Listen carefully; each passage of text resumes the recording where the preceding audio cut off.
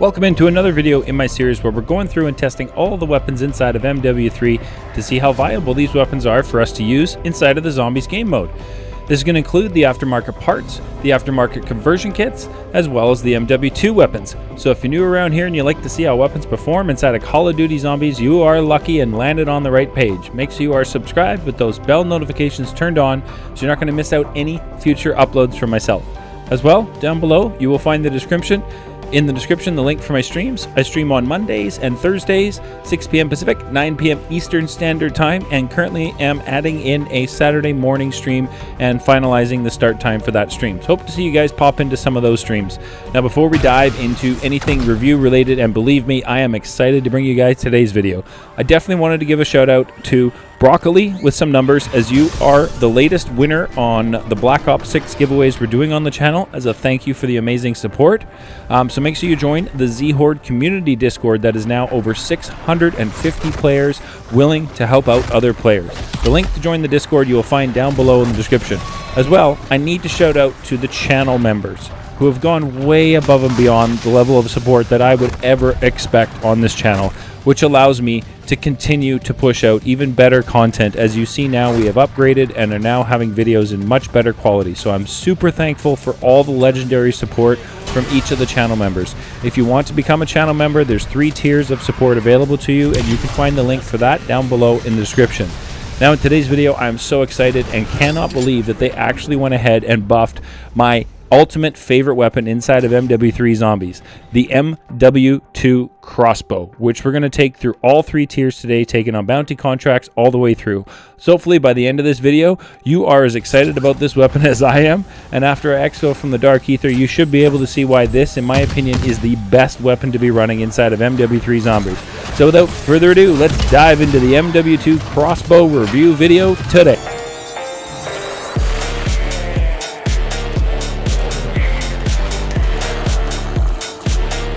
Welcome into today's video, and I've got an explosive one for you today.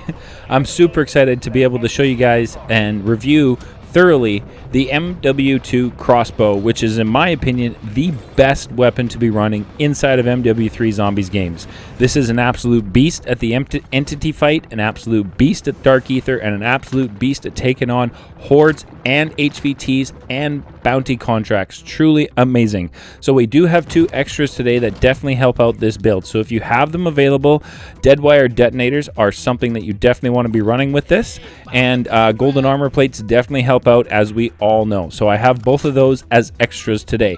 Now, if you're new to my channel, when I spawn in and do weapon testing videos on this channel, we spawn in and put on our perks only with no additions to the weapon to make it any stronger whatsoever, aside from running Deadshot Daiquiri, as I like the extra critical damage that it does provide.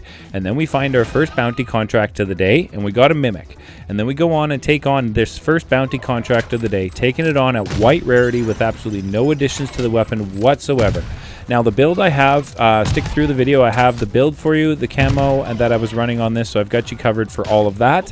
But the key point to know is blast caps are what you're going to want to be running on the MW2 Crossbow. But you can see the critical damage that we are able to do with just one blast cap bolt on a critical shot is absolutely astronomical. So first bounty contract of the day, pretty much easy work done inside of tier 1 with just a base white rarity on this crossbow, and we got a self-revive out of that, which I was happy to see, so that's definitely awesome.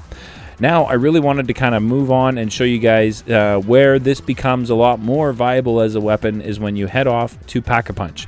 So let's make our way over to Pack-a-Punch, melee the machine, wait for that circle to turn green before we use it, or our PAP crystals, so we can keep that Constellations end camo on there, because I think it looks absolutely amazing. Then it's time to pick up our next bounty contract now that we are Pack-a-Punched and only white rarity. So without Pack-a-Punch, you have 1 bolt that you are able to shoot. After you Pack-a-Punch, you can shoot 3. And you can shoot 3 fairly quickly in quick succession, but the damage output just by going to Pack-a-Punch, holy smokes. I mean, this Mangler honestly didn't really stand much of a chance. I am incredibly confident running this weapon. I've helped out many members inside of the Zhorde community Discord complete the entity boss fight to unlock the STG blueprint, and the weapon of choice I use for that fight 100% of the time is this crossbow with dead wire detonators. Absolutely astronomical damage. Now it was time to have some fun and just destroy our final bounty contract inside of Tier 1. Threw on my legendary tool, threw on Shatterblast. We are now Pack 1 legendary with an ammo mod inside of Tier 1, which is beyond overpowered to handle anything inside of Tier 1. So it was time to have some fun, and I was betting that we were going to be able to take out this bounty contract with just one bolt. So let's make our way over and see if that was true. Although we had a little issue. I had to go purchase a stronghold key card as our bounty was inside of a mercenary stronghold. I love it when that happens. But I did want to show you, some of this, as the crossbow is definitely awesome for the shield, riot shield mercs. You see here just a couple shots with the blast caps and they disappear right away. One shot critical on your mercenaries and you should be able to take them all out. As well, you can destroy the helicopters super fast with the crossbow. But aside from all of the crowd control, look at that. One bolt and our Tier 1 bounty was absolutely destroyed right there, and you can see with the ability to shoot 3 arrows in quick succession once you have pack-a-punched the MW2 crossbow, crowd control is a non-issue at all. So knowing this, I was eager, and I mean eager, to push into Tier 2 and grab a bounty contract to show you all just how viable this can be inside of Tier 2, only being pack-a-punched 1 against a bounty contract. Excuse me, I'm still battling the remnants of my flu bug that has left me with this lingering cough that won't go away. Very annoying. Anyway, we picked up our first bounty contract inside of Tier 1, taking this Mangler on at Pack 1, Legendary with Shatterblast, and oh my goodness, no chance. This weapon is so incredibly strong. Absolutely amazing. If you're struggling in the Dark Aether, if you're struggling in Tier 3, I would highly recommend you give this a shot. If you do not have it, check with one of your friends, see if they can drop it for you so that you can go ahead and unlock this and level it up and get those blast cap arrows unlocked for you. Now, the bounties inside of Tier 2 in this match were bugged. I went to 2 of them, but you could not interact with the phones. So I figured, you know what, we'll go ahead and do an Outlast inside of Tier 2. Being Pack 2 Legendary, just to show you how viable this is dealing with, all situations and how quick you can take care of Disciples inside if you can hit your shots. Just ignore that. That was really sad. But I mean, you have no issues. I'm not feeling concerned. Even though I'm taking hits from the zombies, I am not concerned at all using this crossbow. It is so strong. When the blast caps detonate, that pretty much anything around is going to explode and be taken care of. So just absolutely awesome damage output on this. I mean, you can see one shot, if it's a critical, you're going to be able to take out the zombies inside of Tier 2, which is, awesome to see. That Disciple dropped me a perk, so I was happy to see that. Thank you very much. I will take that for sure. Into the reward rift, which didn't really have anything that I was looking for. Now, Tier 3, again, was through the roof busy when I got in here today. It has honestly looked like a shopping mall for me. Hit a bit of lag spike right there when I dropped into Tier 3. I wasn't too sure what was going on there, but it seemed to kind of stabilize, so I wasn't too concerned after that. But that did give me a little bit of a scare there when we lagged. I thought my game might have frozen right there or something. Keep your eyes open always, they say, for your chests inside of Tier 3. They've got the best loot. That had some good cash for me, and you can see there's a team of 6 right here as soon as I got into Tier 3. So it was time to kind of see how this was going to perform and show you all just how beastly and overpowered I believe this crossbow is. When you've got crowd control coming at you inside of Tier 3, we are Pack Punch 2 Legendary with an ammo mod and having 0 issues handling the crowd control inside of Tier 3. I mean, I'm pushing forward through the crowd, literally just kind of standing in amongst the herd and just blasting away, and you can see the carnage on screen is absolutely unbelievable. This is definitely one of my most enjoyable weapons to be using inside of MW3. Now, let's take it to where the magic really happens. So, max damage output, we got dead wire detonators on here. Also, a heads up, the mags of holding don't seem to make an effect on this weapon at all. So you won't need to worry about equipping mags of holding when you're using this. With mags of holding, it's still 3 arrows and you still have to reload. I don't understand how that works, but that's the case with this weapon. Now, Zhorde, the Guardian of the Arches. I was either confused not interested, or at this point he's just completely given up, knowing that Black Ops 6 is less than 20 days away from release, and I could not be more excited to dive into Black Ops 6 and bring you guys high quality weapon review and content in general on Black Ops 6 Zombies. I am so uber excited for Black Ops 6. Let me know in the comments down below if you are equally excited for Black Ops 6. And I'd like to know from all of you watching whether or not round-based zombies is going to be, for Black Ops 6, your first round-based zombies experience. I would love to find out from everybody watching my videos where you guys started your Call of Duty Zombies journey. For me, it was Black Ops 1, and I have, of course, gone back and played World at War and a ton of World at War custom zombie maps. So I've been playing Call of Duty Zombies now for well over a decade, which is truly amazing, and is one of my all-time favorite game modes, hands down. It is solely the reason why I purchased Call of Duty, is to play zombies. So showing how this weapon had performed across all of our tiers, handling all of our contracts, all of our bounties. We are at max damage. I wanted to take this in and show you guys the Season 1 Dark Aether, not the Season 2, as there is an escort in here that I was eager to try and complete, as I've done it only a handful of times with just the crossbow and one circuit or sentry turret. I did not have time to kind of stop in and grab, you know, all the supplies I would have liked to have when I come into the Season 1 Dark Aether, but I definitely wanted to show you just how viable this crossbow is to be using inside of a Dark Aether. Like, this is just absolutely awesome. I always head off to the left and grab the Aether Extractor contract first inside of the Season 1 Dark Aether. I like to get that one out of the way, and if you've seen me complete these inside of the Season 2 Dark Aether, you know that my strategy is to throw a Casimir at the base of the reactor, so that I can overload it and stay protected while that one's getting, you know, while I'm on the phone interacting with it. And then it's this way over to our second Aether Extractor. Go ahead and drop another Casimir down so that we can go ahead and interact with the phone there. I got grabbed by a Mimic, but the Casimir, I guess, damaged him enough that he wasn't able to hold on to me anymore, which was definitely lucky, because I was worried about getting thrown off the building and having to make my way back up. And then if you jump off here and go through this window, you can make your way all the way upstairs to the final Aether Extractor. And with this crossbow, you don't have to worry about getting clogged in a doorway by zombies in the Dark Aether. You can literally just blast your way through it. It is truly awesome and like a ton of fun to use. Now, I was out of Casimir, so on the final one, I used a decoy to go ahead and complete all 3 Aether Extractors inside of the Season 1 Dark Aether without much struggle. Dropped the energy mine down as soon as it was ready behind me so that I could get into the Reward Rift. I don't need to save a dog bone, so I just activated it, saved the sigil, as I'll use that, the Elder Sigil, I'll use that to help out members of the Zhorde Discord to unlock schematics and such inside of the Dark Aethers. Next is to get the P&D Outlast contract, which is down here by the bus, and if you come straight this way, you can make your way straight into the P&D Outlast contract and get it started right away. And that right there is a perfect example of why I love running this MW2 crossbow with the blast caps. Just unbelievable damage output. It's truly viable. I definitely feel like this is the strongest weapon to be using inside of our zombies game mode. I won't say the strongest gun, but I will say the strongest weapon, as I definitely feel like this is better, in my opinion, than the RGL with the aftermarket conversion kit and dead wire detonators. As with the RGL, you're going to want to bring in mags of holding.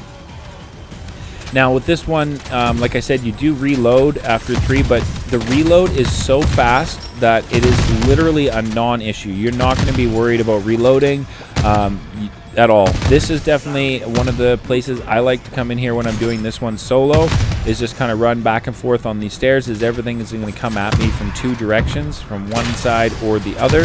Now this was a little bit of a, I guess, not as congested P&D Outlast. I did have my dog, and right here I realized he was at the stairs, and that's where all the zombies were going after my dog. So that's why this P&D didn't look to be as hectic as they can be, and this one can be certainly up there as far as absolute sheer craziness to go ahead and complete. But we definitely finished it off right here. I was feeling really good using this, definitely no issues at all. the damage, like, it just handles everything. Crowd control, zombies, what have you. Got a perfectly timed nuke right there, which was absolutely amazing. Be able to get into that. I called in another dog bone because, you know, why not? We got an Elder Sigil already. I have some in my stash, so I didn't bother. So now it was to see if I can complete the escort inside of the Season 1 Dark Aether. Now, let me know if you guys have had this issue where you're unable to place your sentry turret. I was having all kinds of issues being able to place that, which I think in the long run actually cost me the escort contract, because this mimic had done so much damage to the escort before I was actually able to place that sentry turret. I was a little upset, but we definitely pushed through, and this you know, crossbow, holy smokes. I can't say it enough. You guys are probably sick and tired of me telling you how awesome this is. But as far as handling crowd control and, you know, just dealing with chaos that can be, you know, the Dark Aethers and dealing with escorts inside of the Dark Aethers, this crossbow is definitely something that is going to help in those situations. It's definitely something that's going to be able to handle crowd control for you. As you can see here, I get stuck, I get surrounded, we drop an energy mine, we shoot a bunch of crossbow arrows, the blast cap bolts go off, and I am free to get out of that sticky situation that I was in. So, you know, right here, I was still feeling pretty good about being able to complete this escort inside of the Season 1 Dark Aether. We were, you know, right around half of the health with 2 more stops to go. But I was feeling pretty good. We're now got the the sentry turret on top of the escort. So my main focus here is now to kind of keep all of the zombies and the riffraff off of the back of the ACV. When it drives over zombies, if you didn't know, that doesn't damage the ACV. It's when they come up behind the ACV and start smacking it like that. That is where you're going to start losing health on your ACV. So you want to kind of focus in fire on any of the congestion and HVTs that are attacking the back end of your ACV. That's definitely going to make, you know, keep the health bar up a little bit longer for all of you if you're having troubles completing these contracts. Now, of course, the guaranteed way to complete these is to have a VR11, as you can shoot it and it'll bring the health back of the ACV up to 100%. I got lucky. There was a circuit turret right there, and I had a circuit turret board with me, so I went ahead and equipped that, which definitely helped me out complete this second stop of the ACV escort. But at this point, I was starting to wonder if this was going to be something that I was going to be able to complete, as I could see the health bar was just constantly taking damage at this stop. This was definitely one where I was, you know, getting the ACV was getting definitely some serious damage taken into it. But at this point, I was like, okay, maybe I've got a chance to complete this. We're doing okay. We've got 1 stop left. I hadn't seen our Mega Abomination yet, so I was kind of hoping that possibly he might have, you know, wandered too far away, where to the point where sometimes I can complete this in a normal Dark Aether, and you don't have to deal with the Mega Abomination because he's just off in, you know, the other side of the map, or hasn't made his way over to where you are yet. So I was kind of hoping that might be the case. So I'm pushing here forward. I can see the ACV is taking more and more damage. I'm trying right now to keep the back end of the ACV clear by dropping, you know, bolt shots there so they can explode and take care of the riffraff. I'm also trying really hard to make sure I'm focusing in my fire on the HVT manglers that are firing up their shots, and this is where I made my crucial mistake. I ran out of ammo and pushed forward instead of turning around and going back through all of the zombies that I had killed on my way through this ACV escort, which I decided to do at this point and make my way backwards. But we have our Mega Abomination came in the area, and right here is when I decided, you know what, this is just not going to happen. There's no point even using the Jug Suit, as this contract is going to fail. Not a big deal, you know, 2 out of 3 inside of the Season 1 Dark Aether as a solo player. I'm pretty happy with that. Definitely, you know, no complaints from me on my end for this run. I truly enjoy running the MW2 crossbow, and like I said a million times in this video, I highly recommend you go ahead, unlock this, give it a run, and let me know how it performs for you. But this is, in my opinion, the most overpowered weapon inside of MW3 Zombies that we could all be using. So at the end of the video, like I always do, we'll be showing you the build that I have on the MW2 Crossbow, the constellations and camo that I used, but at this point in time, I definitely want to say, make sure you are subscribed. Make sure you're commenting and liking on all the videos for your best chance to get in on our next Vault Edition giveaway for Black Ops 6 that happens when the channel reaches 7,000 subscribers. As a massive thank you to each and every one of you. Thank you so much for tuning in, and we'll catch you all in the next one.